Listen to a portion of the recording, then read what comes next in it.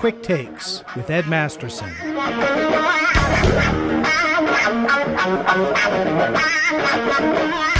I was reading a question somebody had emailed or on one of the forums. I can't remember. But the question was, and this you guys are probably going to have me arrested for the length of this, but he asked, does a streamer do anything to the data that, like Tidal provides? Like, what are the main purposes of the streamer versus a computer?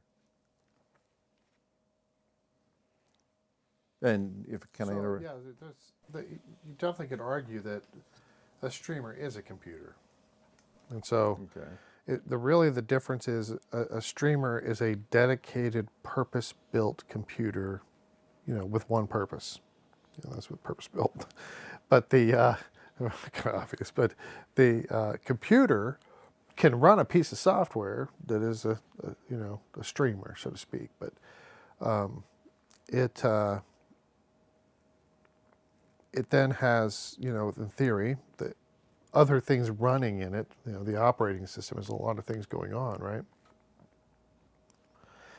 And those create interruptions in the processing in the computer. That's apparently audible. And that's kind of what we've experienced, is when you go to a dedicated streamer, a really high quality one, the sound gets better. And sort of the general explanation is that the computer, because the processor is having to share its processing, there's little interrupts that you may not perceive, obviously, but the interrupts affect the sound quality.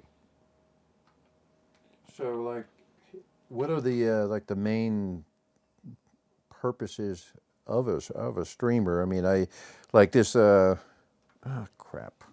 Well, just there's a lot of questions about streaming and music servers. Music server traditionally being the piece of software that categorizes and gives you access to your music collection on a hard drive.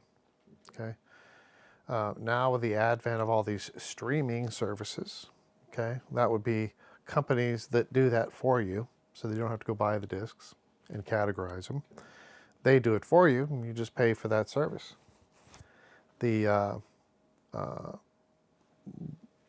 Each one having obvious advantages. The streaming services generally have really huge catalogs, bigger than most people. The disadvantage being you're tied to what it is, whatever they have available. If they don't have it, you don't get it. You have to go buy that on disc, I guess. Or perhaps get another streaming service that may have access to that piece of music.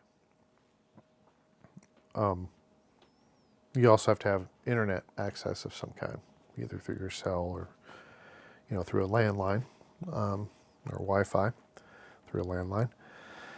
And in order to access that information, that requires some bandwidth. Not by today's standards, not crazy. At least not in the U.S. Maybe in some other countries it would be a heavy load. But streaming devices are I could say almost ubiquitous. They're just everywhere. Everyone's got one of some kind. I think that could filter down eventually. We're seeing, I kind of feel like I have several different streaming products, and they all have their own interfaces, and they're all pretty good, but they're all different, So the idea of having sort of one common interface is very appealing. That's what I think we're, That has to do with, like, what I've read about as far as, like, Rune? Yeah, I mean, Rune's a product we've been playing with here recently that, seems to be able to run a lot of different devices, both control devices and playback devices. Virtually everything in our building, only a few pieces don't really talk to it. And even those usually talk to it somehow, maybe just not in the optimum manner. But that's sort of what I think might happen, is so that people can have that constant interface. Plus, in the case of Rune, it's the best I've seen. I mean, its interface to me is, the most impressive looking. The graphics are fantastic. The layout is good. The reliability of it, when I pick it up and hit the button, it's usually working. It's just good. Please subscribe, like, and comment. Thank you for watching.